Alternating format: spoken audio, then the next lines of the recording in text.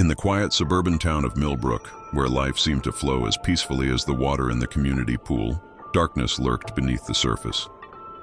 For 15 years, Marcus Henderson had been the head swimming coach at Millbrook Athletic Center, respected by parents and adored by his students. His office walls were adorned with medals and photographs of swimming champions he'd trained over the years. But behind those accolades lay a disturbing truth that no one suspected. Every morning, Marcus would arrive an hour before the facility opened. The janitors knew him well enough not to question his early arrivals. In those silent moments before dawn, while checking his equipment, he would meticulously position tiny cameras throughout the facility, behind air vents, within hollow tiles, and masked as ordinary objects. The cameras were his eyes, and through them he watched. Every splash, every movement, every innocent moment was captured and stored in hard drives hidden in a false bottom of his desk drawer. His particular interest was in the advanced training sessions, where teenage girls practiced their competitive strokes, completely unaware of the predatory gaze that followed their every move. At night, long after the pool had closed and the parking lot emptied, Marcus would sit in his darkened office. The blue glow of his computer screen illuminated his face as he reviewed the day's footage, carefully editing and cataloging each video. The collection had grown massive over the years, thousands of hours of recordings, all neatly organized by date and name. Sometimes he would drive past their homes at night. He knew their addresses from the registration forms, knew their routines, knew when their bedroom lights would go out. He'd park his car in the shadows, watching the silhouettes move behind curtained windows, adding to his mental catalog of their lives. The photos were his special project.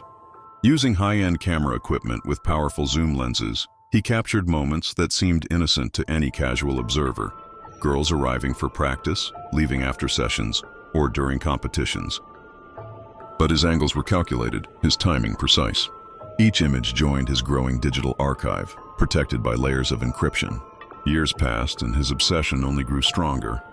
He became more sophisticated in his methods, upgrading his equipment, perfecting his techniques. The risk of discovery only added to his twisted excitement. There were close calls, a curious maintenance worker, a student who thought she saw something unusual. But Marcus was too careful, too experienced to make mistakes. Parents continued to trust him with their children.